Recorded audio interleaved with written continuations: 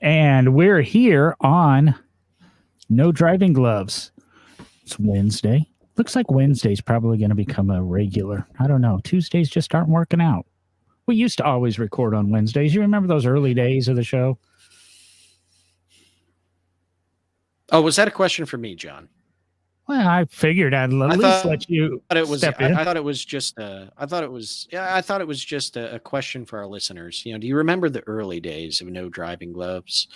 Well, back when we recorded on Wednesdays, because Tuesdays were spent with Maury. Yes, they were.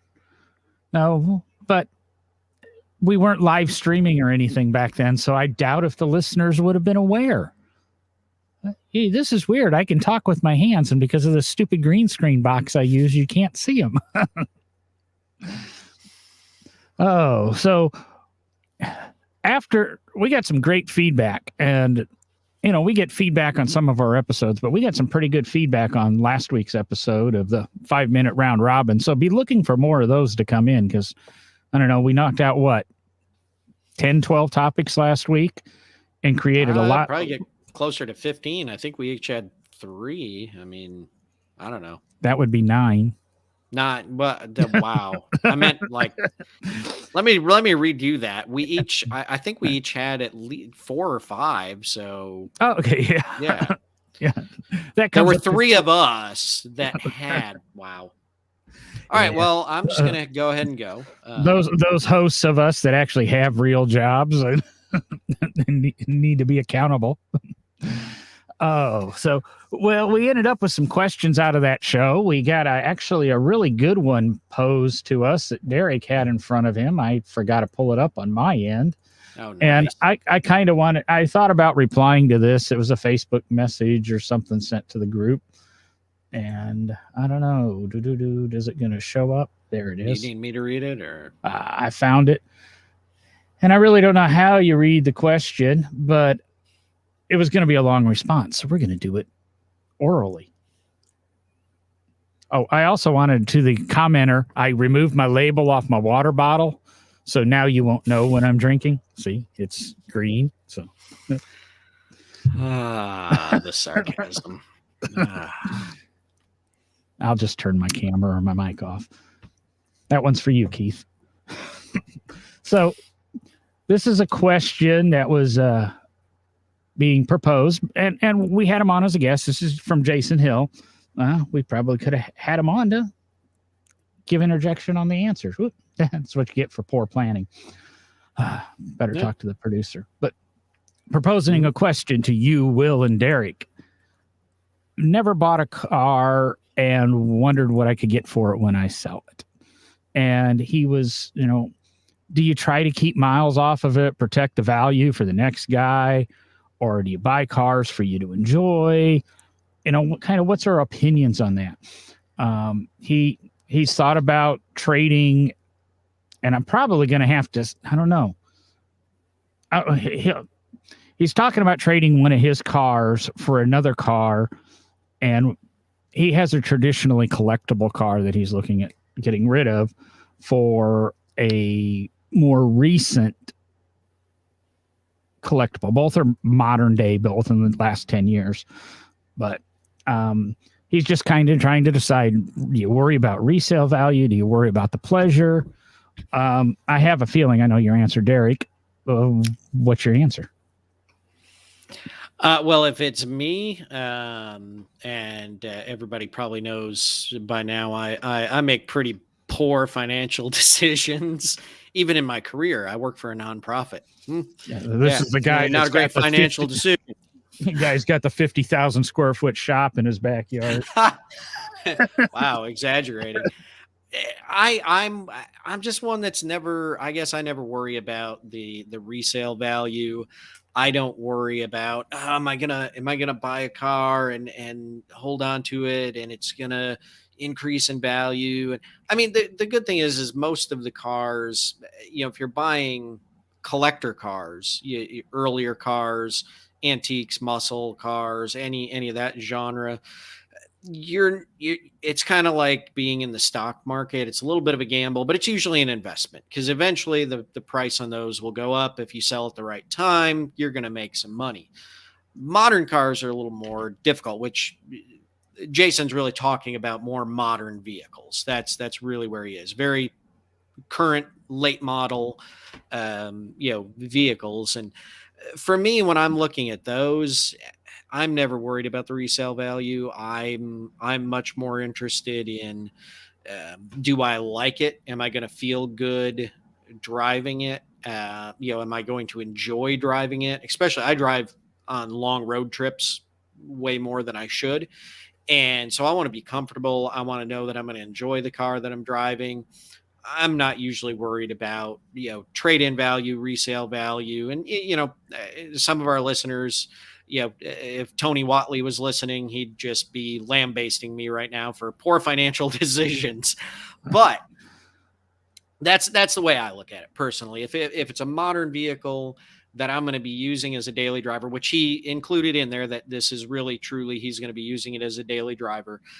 I'm really more interested in, does it do what I want it to do? Am I going to enjoy it? I'll take the example of my trucks. Yeah. I bought a GMC Sierra that, checked most of the boxes off of what I was looking for. Towing capability was a little lower than I wanted. It was like the second to the highest towing capability of the 1500 series GMC Sierra Chevy Silverado lineup.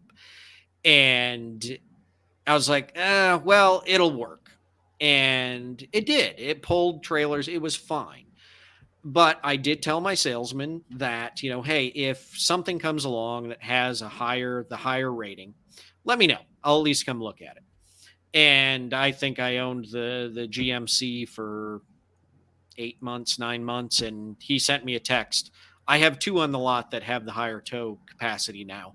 And one of those, which he sent me the picture of, because I think he knew I would just say, okay, I'll be right over, was the truck I currently own, which is the Chevy Silverado, the 100-year edition, the Centennial edition. And it's got all the box marks checked. It has all the boxes checked of what I was looking for with tow capacity, all of that. But it also checked more boxes because it's a vehicle that honors the history of the company. And for the guy that's a director of collections and a curator and a collections guy, honoring that history of Chevrolet and the truck having the same badge as my 490 just was an additional benefit. So I didn't even take into account the fact that truck probably someday will hold a higher resale value, because I think there were a total of about 6,000 of them produced with that package on it. And that's across all, regular cab, extended cab, crew cab, all of that, series. So, mine with what I call the crew cab, I don't remember what GM actually calls it now. It's the full 4-door truck. There were a few lower numbers built. The 6,000 is across the board for all 100-year Silverados. That was long-winded, sorry. But that's the way I look at it. We're used to it. So we're used to your long-windedness. I kind of agree with you. When you're coming to a modern automobile, and I guess I don't even care if it's a modern automobile. If I go out and I buy, well, I'm trying to think here, what low mileage thing? Well, my Lotus Elan M100. I bought it in the early 2000s, and I was the first owner of this car because it had never been titled, that it sat there, was owned by the dealer and used. So it had a few miles on it, but not a ton. But you know what? I'm going to use it, and I don't care. I'm paying for it, and it's totally, I'm paying for it, and I'm not paying for it to keep it for the next guy and make it pretty for the next guy. I've recently been in a conversation where a guy bought a 79 Trans Am, Smokey and the Bandit edition. This thing had like 4,000 miles on it. Guess what? He's owned it for like 8 months now. It's got like 19,000 miles on it. He drives it everywhere. Why you buy it whoever's owned this car for what is that, 40 years now, saved it for him to have a brand new car. Does that make sense? I mean, yeah, sure. Everybody made a couple of dollars in the deal, but are the dollars more important than the fun? I mean, we can always make more money, but I think we got to have fun. And, some of the stuff that, Jason's asking about here, trade-in values, and will my current late model collectible car be worth more than this other current late model collectible car? Honestly, I have a feeling personally that the car you're looking to trade to do, Jason, probably will hold percentage-wise value a little bit better, just because there's fewer of them. There's the people that are buying them are a lot of them are saving them, but your current car, there are a ton of low mile ones out there. So just use it. It doesn't matter. I mean, in 10 years, because I can go do it now. I can go look at cars that are 20 years old and say, there's a lot of 10 to 19,000 mile cars out there because nobody drives them. Drive them, have fun with them. But on the age of stuff you're looking at, to be honest, go into the car dealership and say, hey, what's this thing going to be worth in 3 or 4 years? There's actually books out there that are projecting these values because you can lease used cars. It's common with new cars, and I do that when I'm buying a brand new car. And we even did it with the Mini that I bought that really wasn't a new car. We looked at the residual value of the car in 3 years if I was to have leased it. And if I was to have leased a new Mini, what is the residual value in 3 years? Because I want to know getting out, because as everybody knows, I don't keep cars very long. But when I go in, I want to know the out. And unfortunately, those out numbers are dictated by books and computers, not necessarily the world at large. Difference is, years ago, my father had a car that he leased, and it became extremely popular during his lease term. And he was able to sell it for more than what the payoff was at the end of his lease term. So he made a couple of bucks in that deal. Right now, with the way used car prices are, you probably can come out ahead, especially if your lease is ending right now. You probably are going to come out with a car that's valued more than what the residual is that you're paying on the lease. So, yeah, there's ways, especially in cars, you're talking cars no more than a decade old, of figuring out this stuff. But it's, really, if you've got the money to have the toy, it shouldn't make a difference what it's going to sell for. If it makes a difference on what it's going to sell for, I don't know if you really should have the toy. This coming from the guy that normally doesn't have the money for the toys that he has. So, but yeah. No. Now, well, number one, you talked longer than I did. So, but on that point, don't forget that almost all car guys, there's the select few. I don't know why my dog's going crazy. It kind of worries me. I apologize. But other than the select few, most of us are car rich and money poor. I'm sorry, I was reading a comment here about what's the gain to lease. Yes, I haven't ever seen. If it's worth the deal, I'll just put it up here on the screen. Except that right now, you're getting a better deal. There's reasons to lease. I don't lease. I put too many miles on a car, but there are ways out of that too.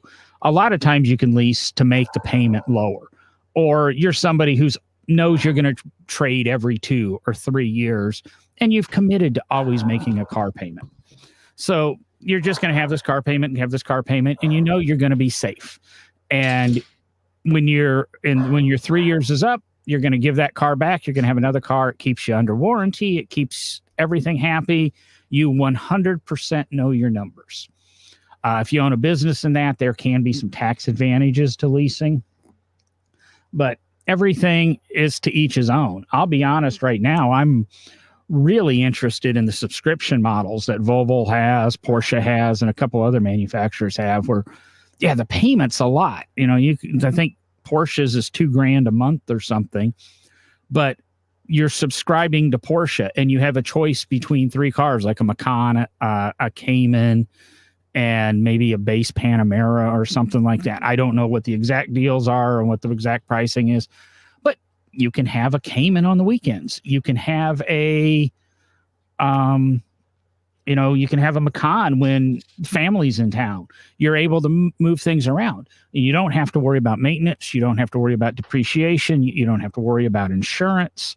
You just have a deductible if you turn in the car that's damaged. So I think paying attention to the new car subscription programs is a really good way of doing this stuff. And I think the manufacturers are going to eventually want us all to move to these subscription programs, because then they're going to totally change the group or the idea. No, I totally agree, John. Totally agree. No idea what you just said.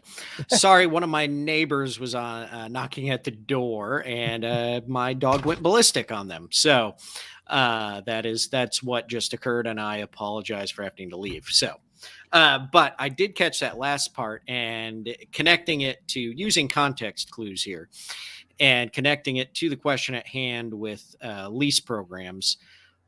I think you're exactly right at that last comment, John, which is, manufacturers are going to start pushing more and more to some type of lease/subscription program, because I hate, again, as we've talked about on the show, for those of us car people out there, we hope that it doesn't go this way, but we talked about it, I think, on the last episode, the idea of pods that pick you up and take you to where you go and all of that. That's probably going to be a subscription-based service.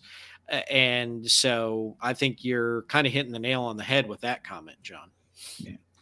And the follow-up that came up here is kind of what I said: put too many miles on a car, so a lease doesn't make sense.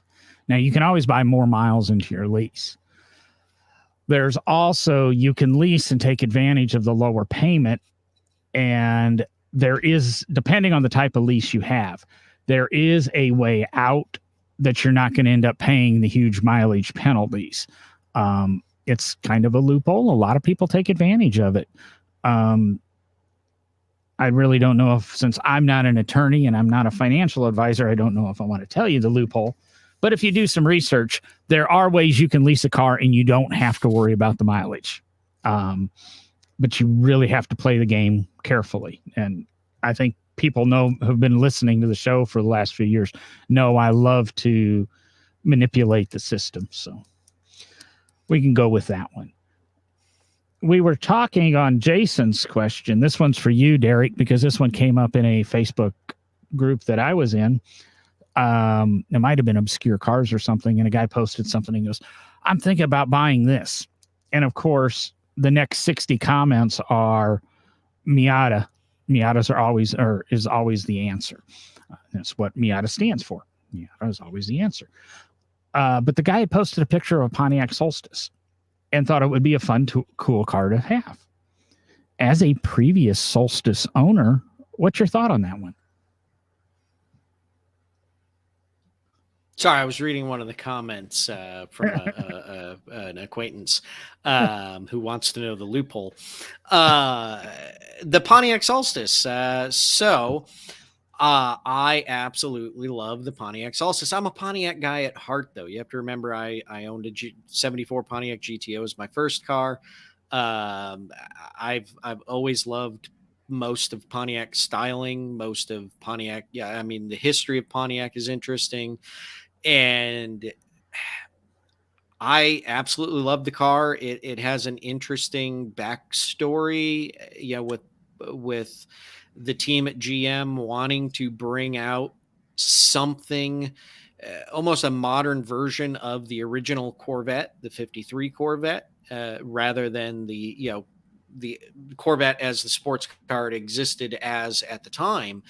They wanted to bring out something as a smaller, compact, really a Miata, competition car. And in my opinion, it was a fantastic car. I absolutely loved the one I owned. It was a blast to drive. I've driven Miatas as well. They are fun too. But this, to me, the styling of a Miata leaves a lot to be desired. Whereas the Solstice and truly the Sky Roadster, same car, different body panels. They both have great styling. Now, I get a little hard time with that, especially from my lovely wife. She absolutely hates the styling of the Pontiac Solstice. He does not like round, kind of bulbous, as she uses the term, cars that kind of have those very round features. Whereas on the Solstice, I thought it looked good. I do like the Corvettes that have very sharp lines, the C8, the C7, but it's all in personal taste. But I owned that car for quite a while and I loved it. I mean, it was a fantastic car. I would honestly, if it's me, I'm going to recommend the Solstice over the Miata.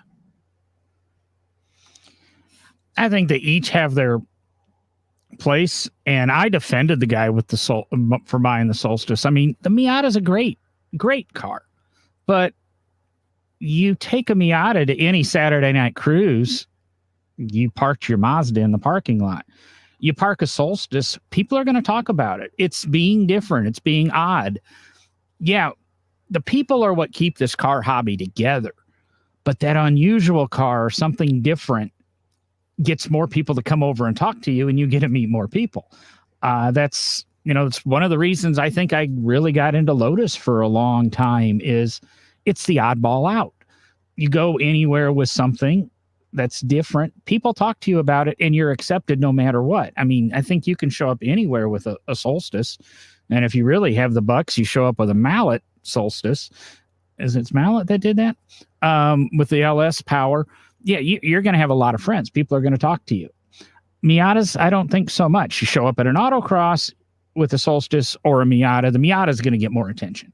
But I think in the while you're buying your car to have fun and maybe get people to look at you, I think the Solstice is the way, is the right decision. I don't think there's anything wrong. You just buy, it's your money again. Buy what you want and enjoy what you have. And when you take your Solstice somewhere and another one pulls up, you sell it and go out and buy a custom bodied Lloyd microcar. I mean, if you got to be the odd man out. You go loopholes here. I'll go back a little bit here to Jamie. Just think, leasing is an alternative way to finance your vehicle. Depending on your lease contract, read it. It doesn't necessarily say you have to sell it back to the leasing company. That's how you get out of it. Is that cryptic enough for you?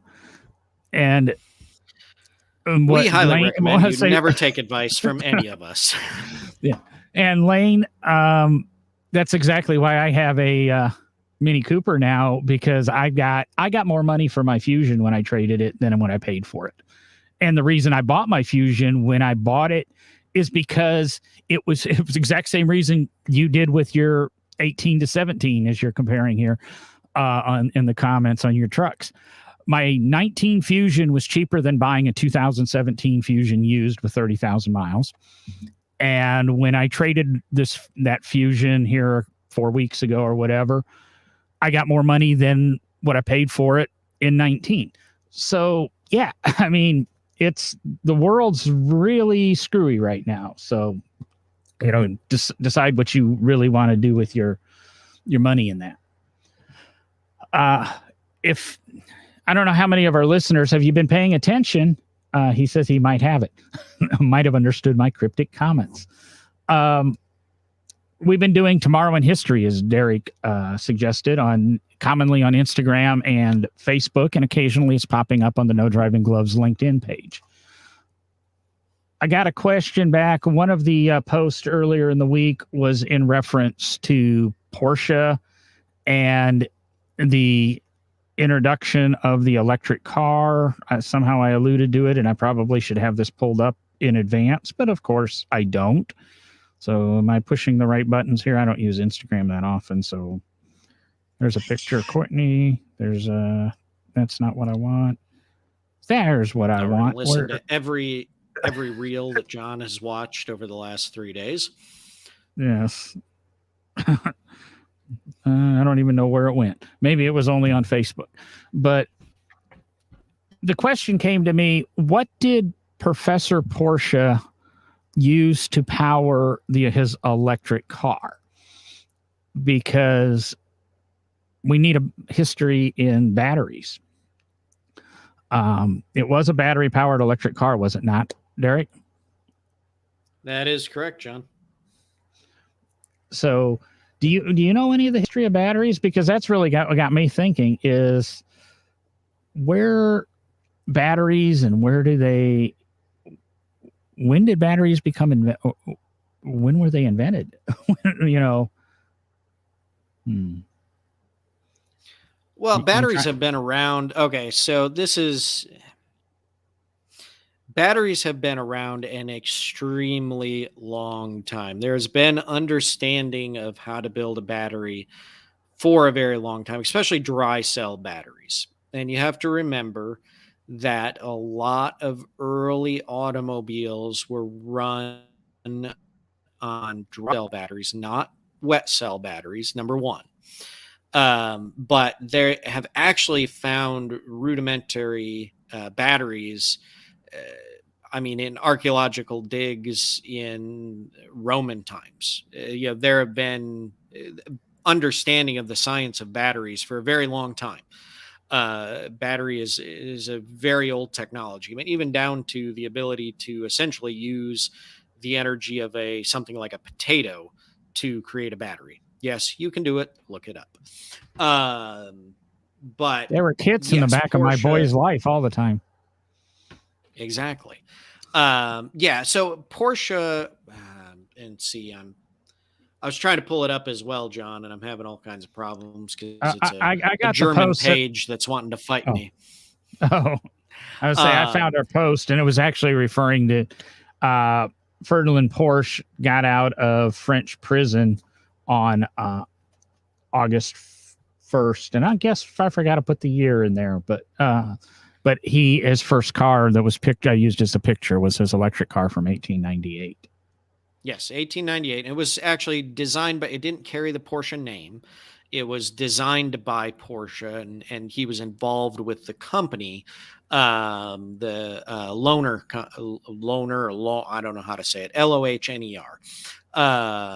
And yes, it was an electric vehicle. I have not studied up on, I know the vehicle. I've read a little bit about it. I personally have not studied up on the battery technology that was used for it. A quick reading here on some of the Porsche history stuff. They call it an octagon electric motor. I don't know what that is. I apologize. Had I known John was going to throw this at me, I would have done my research. But I told him in a text too. I told you in a text 2 hours ago. Yeah, 2 hours ago. Well, I was still working, and then I had to come home and have dinner with the family and do all that. But Porsche also would go on to design hybrid vehicles as well and use electric motors in the hub. So he actually used electric hub motors. He was very ahead of his time and used basically cutting edge technology at the time to build fully electric as well as hybrid vehicles coming out of the Lohner company and some of the other companies he was working with. And I want to remind people that between about 1890, let's say 1896, 97, and about 1903, electric automobiles were the highest selling vehicles in the United States. There were more electric vehicles being sold than any other steam or gas power. So electric was known back then, and it was heavily utilized back then in the auto industry. I just wanted to touch on that one for a second. That was, another one of the questions that had popped up during the week on various social media. Hang on, because I want to touch on Lane's last comment here. You can't throw out a shout out to one of the hosts that didn't make it tonight. Okay. No, Will's absent this evening. He's working. I believe he's going to Louisville for one of the shows this weekend. John, we're in the South. You have to pronounce it correctly. The Louisville. I'm not in the South. You're in Birmingham. You're further south than I am. Yeah, I'm in denial though. That's That's in the north. It's in northern denial. Okay, so anyway, back to electric vehicles. What were you going to say, John? I wasn't going to say anything Or did about I electric. cut you off and you lost your train of thought? Where we do Yes. realize trains are electric, right? And they're just a big diesel generator. Well, diesel electric? It's hybrid technology. Oh, let's see here. Oh, Jason just showed up. Jason, you're going to have to go back and listen to the beginning of the episode. First 20 minutes we spent on your question.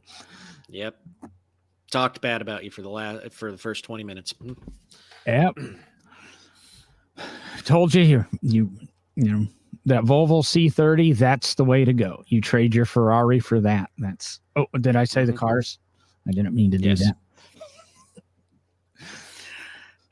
So where do we want to take this electric vehicle conversation? Let's get back to electric vehicles. I don't know if I want to get back to electric vehicles. We talk a lot about electric vehicles, and I don't know if there's a lot going on with them lately. I mean, all of a sudden Tesla's on the back burner, and we're using rockets and stuff and sending billionaires in space. It sounds like remember the pigs in space from the Muppets? Now it's billionaires in space. See, now odd segue there. The viewer number is dropping. Yeah, it's ranging right up there with 0 to 60 times of Ferraris and Teslas.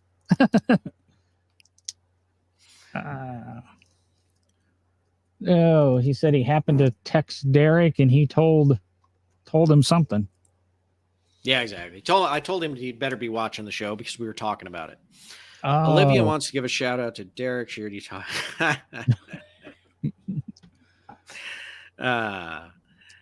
So Jamie's a friend from here in Bowling Green. She's an awesome person. So thank you for listening.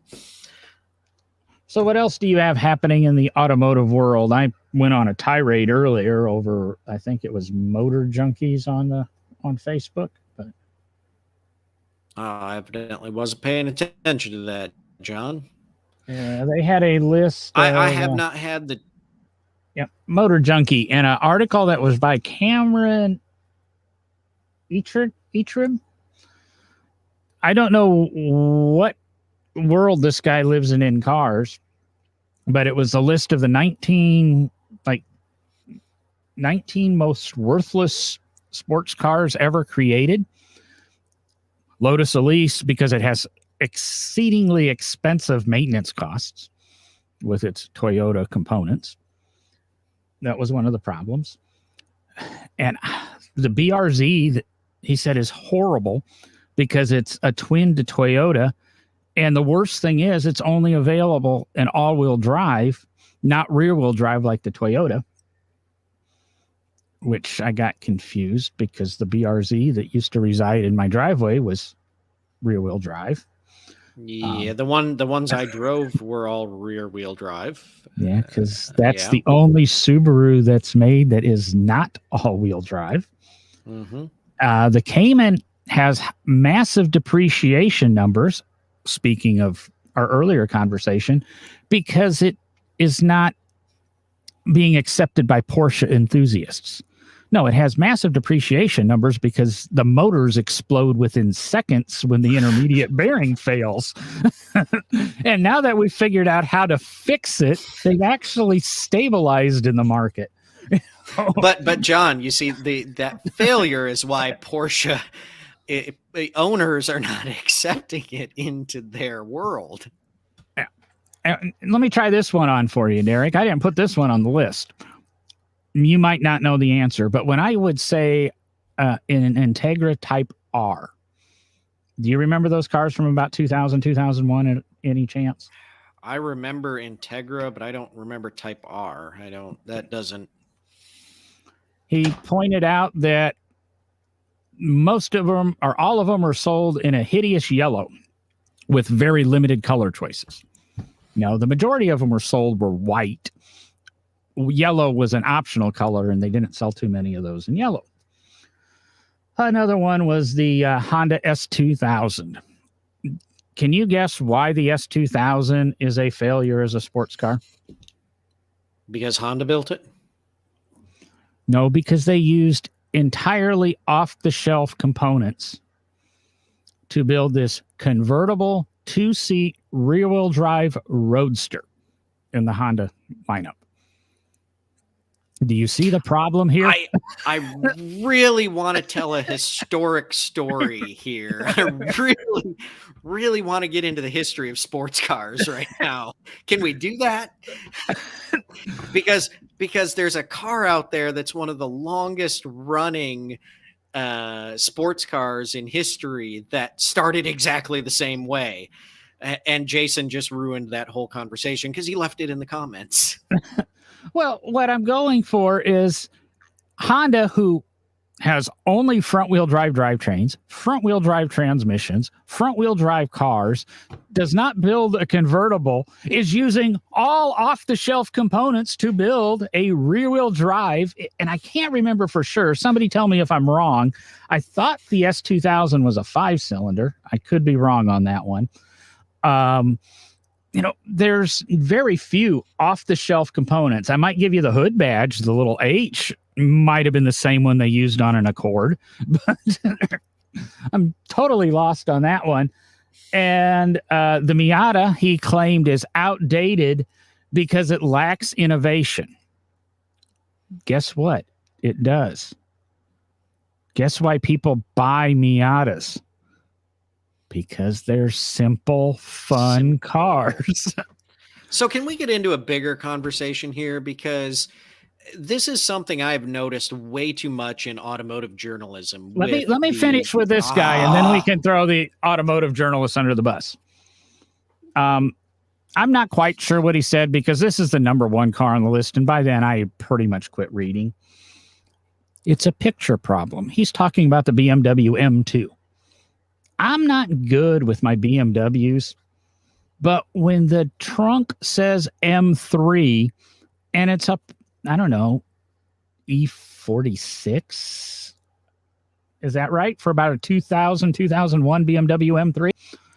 How about putting the right picture with the right car? And from what I understand, the M2 and the M1s were really good, fun cars. And I now, after having my Mini, want to drive one of them. But before I never did. But I mean, he couldn't even get the right picture with the right car. So, I mean, what did I cover? 1, 2, 3, 4, 5, 6 cars out of his 19. And like I said, I really didn't read after about number 12.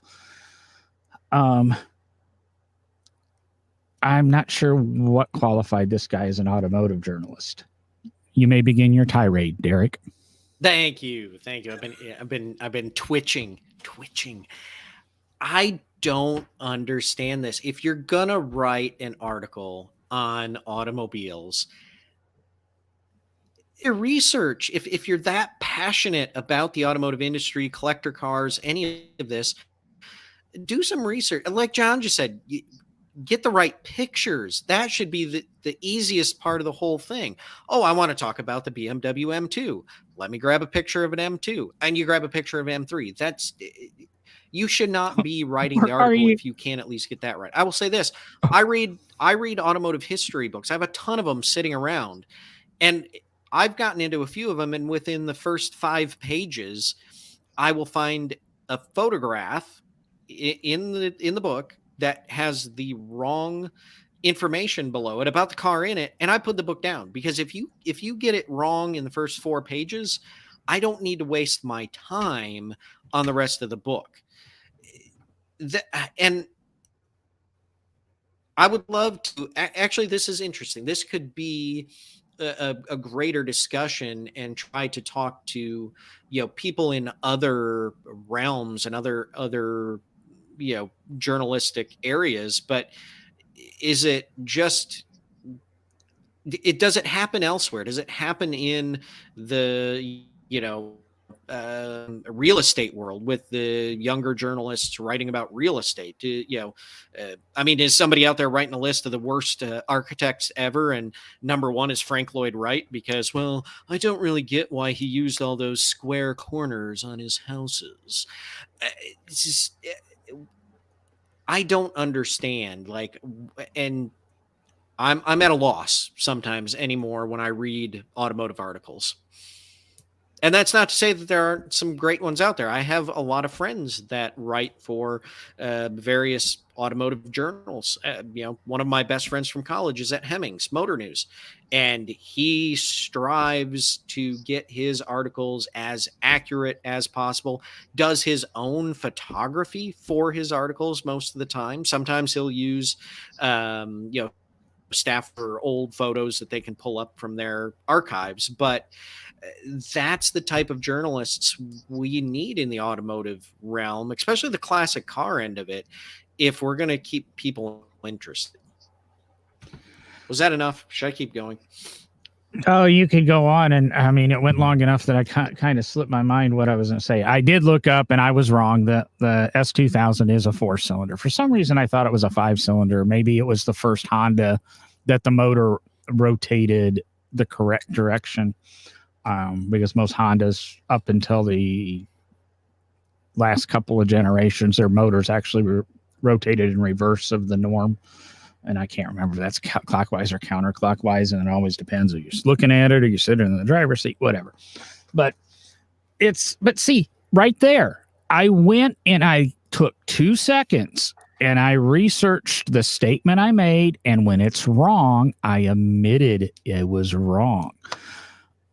I even admitted when I said it, I wasn't sure if I was right. I don't get this subpar. And like you said, Derek, I think it happens everywhere. And it goes to journalism because people don't read the entire articles.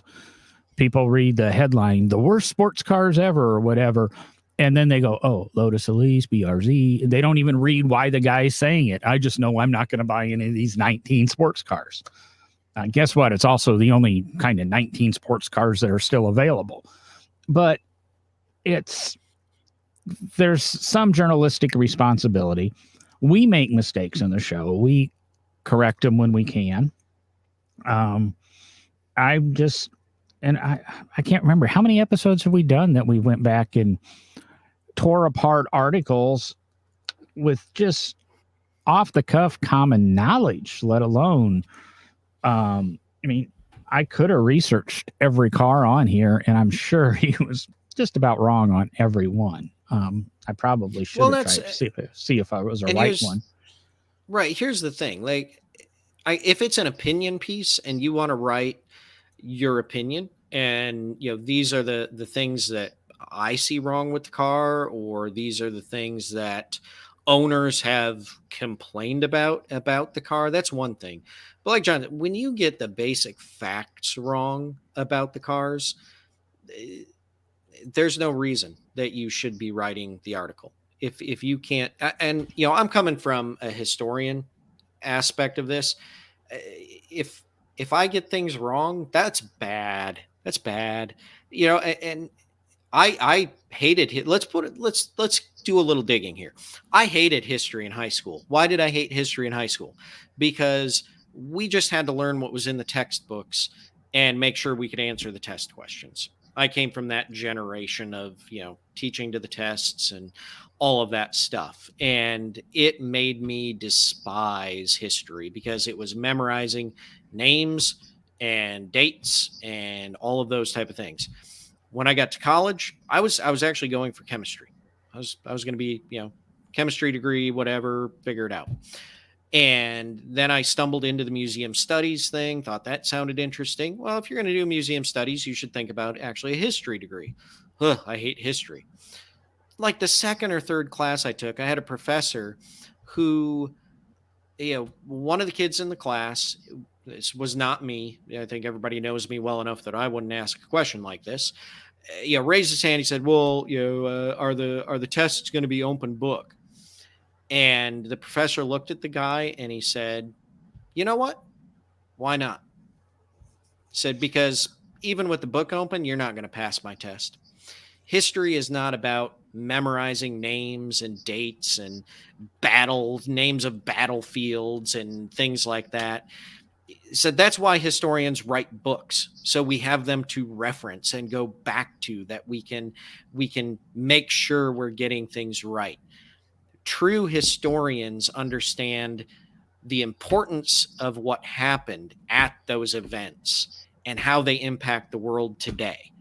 I mean, that changed my perspective on history completely, because that's what it's about.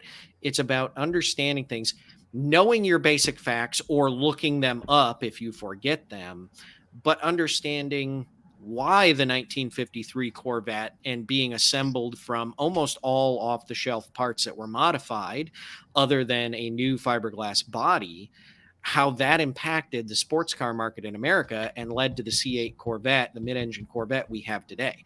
That's about being a historian. And there should be more pride in that in journalism if you're going to write articles that refer to the history of the automobile or historic fact about the automobile. Yeah. I did click the link in the Facebook post, and go to Facebook and you can find this article that I'm talking about on Motor Junkies. It's changed. When I posted it, there were only 19 cars on the list. There's 35 of them now. Oh, jeez. And I will say, okay, when we're getting down to 35, they're right on a couple. I mean, like number 34, the 84 to 96 Corvette. That's easily probably one of the most flawed sports cars of history. I'm lying. See, insert sarcasm. Did you see the big little letters? Big little letters. I mean, there might be some legitimate ones on here. Cobalt SS, DeLorean. I mean, that's always got to be intermixed. Guess what does appear on here? Not exactly the Solstice, but the Sky, the 370Z, which was a hell of a sports car when it came out. It just got too long in the tooth. I don't know what his reason is. Okay, he specified 82 Mondial, so he's right there. But, I mean, go through the article. Leave us some comments on what your feeling is after you read it. I don't know. There was one question I shot at you in a text earlier, Derek, and I don't know. And Jason actually responded with an answer, because one of the posts I put up earlier this week was about the Corvette moving, Corvette assembly plan. I guess July 31st was the last day. Here's what I wrote and put on Facebook. In what seems odd to John, the final Corvette was produced on tomorrow's date, 7/31/81, at the St. Louis assembly plant. All Corvettes, and I forgot to capitalize Corvette there, I'm sorry, after this date would be produced at the Bowling Green facility. Parentheses. It just seems odd to John that they would move production with 1 year left of a body style, because as of that date, a redesigned Corvette was slated to come out in 1983, the C4. Do you know why they did that, Derek? Was the C4 supposed to come out in 82, which was Jason's hypothesis, or was it necessitated by something with GM, or was it just 1980s auto manufacturing, or what? There were a lot of factors. No. There were a lot of factors in the decision to move. One of the big ones is that the facility at St. Louis was not capable of what was needed for Corvette. They were actually in the old building behind the new plant, producing the Corvettes. And that building, parts of it dated from the late 1920s. And although it had been retrofitted and updated some, it was not capable of the quality that they were aiming to start building with Corvette, especially the new 4th generation Corvette that was going to be coming out. That was going to be a car that needed to be really it's technologically advanced for the time, and it needed to be built in a quality fashion. It needed a new assembly line, and they knew that.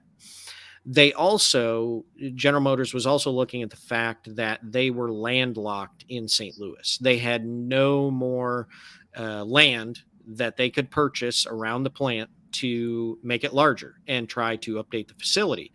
They were stuck. They had to move the plant, and they looked all around the country.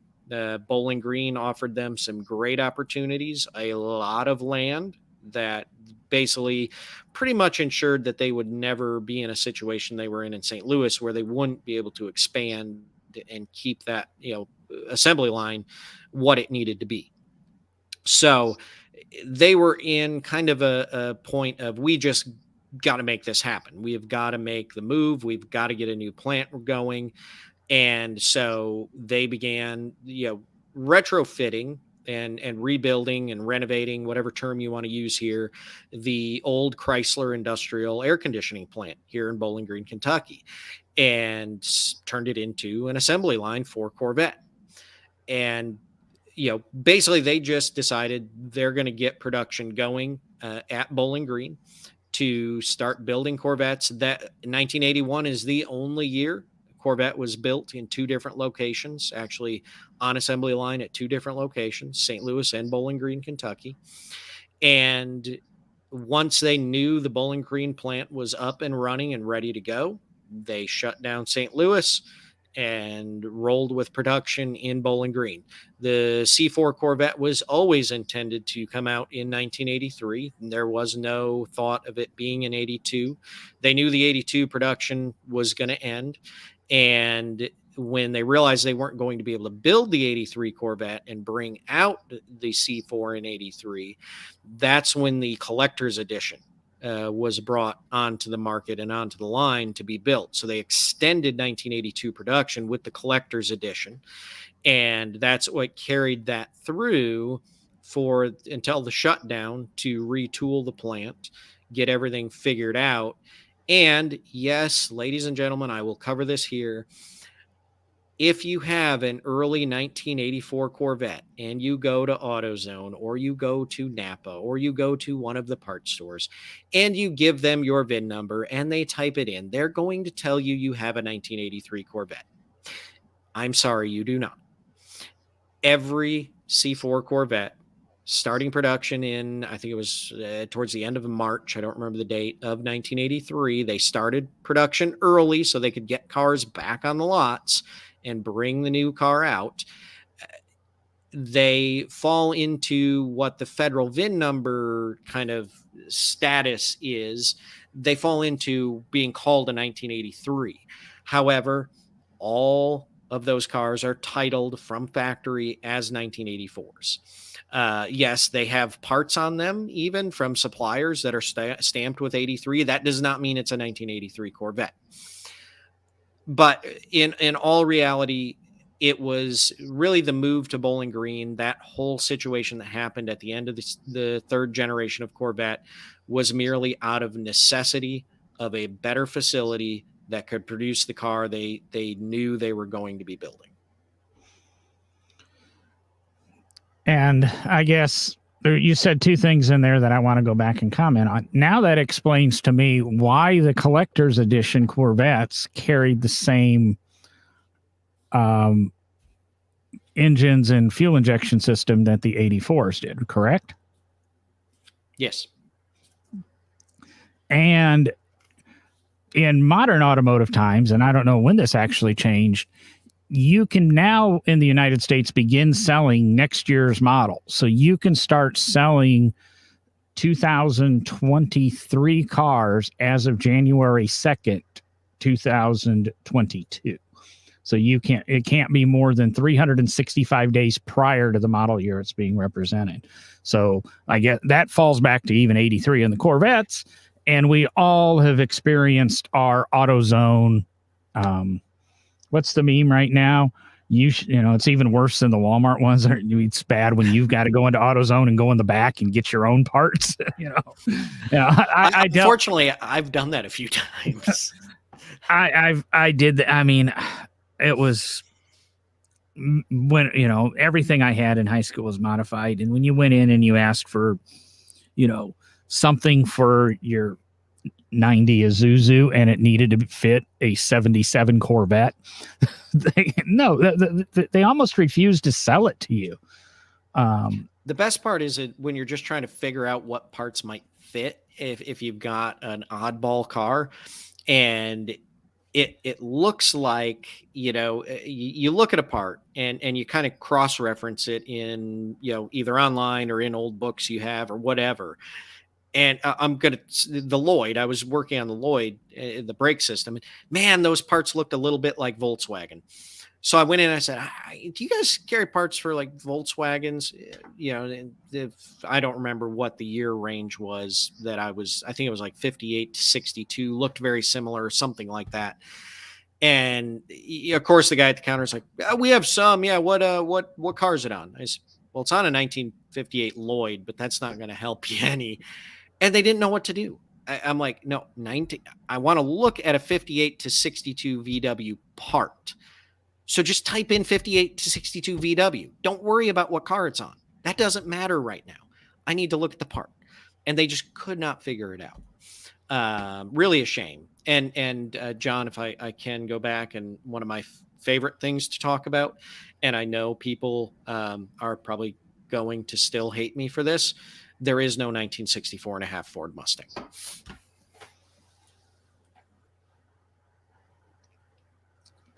I know we've had that conversation before. And the reason for the long pause is I was just talking to somebody or looking at a picture the other day because it was a 65 Mustang with the 64 and a half rear valance on it.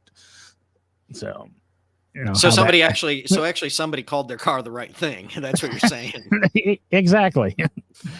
I can't remember. We must have had that conversation the first time we met in 2008 or something at Barber's when you had something, I don't know, something popped up in my memories with the original 63 Mustang prototype that you brought down. But I think we covered a lot on today's show. A lot of questions and comments still keep popping in. Let's see here, trying to see if there's anything. Yeah, with tooling changes in for Honda. Part number 121G. We all know that'll get you at AutoZone, I think. Unfortunately, I thought it was 121 GW, but that's for the wide body. Oh, okay. So the wide body, when you go and you take your plastic fenders from J.C. Whitney and stick them on your DeLorean. But that part's now, do you just stick those on, or do you have to drill through the stainless to do that? I think you weld them on. You weld that plastic to the stainless. Nice. Yeah. And then that part's been back ordered ever since Doc Brown picked his up. So, but other than that, I'm going to duck out of here for the night. We've hit our 60 minutes. I think it's hopefully been a fun show. I don't think you and I were very academic tonight. We got touched, but I don't think we had a very monotonous academic show. I might have slipped into it a few times. I apologize. It's just the historian in me, guys. It's who I am. Yep. Well, I'm going to get out of here. I'm trying to help broker a deal in Central Illinois on a car, or could be 2 or 3 now. I don't know. It's all of a sudden went from 1 person to 3 people, but hey, whatever works. More money in your pocket, man. Maybe. Other than that, I got a happy laughing face up there now. We must have did something right tonight. And look at that, me without arms. Or no forearm. I'm out of here. Talk to you next week. See you guys later.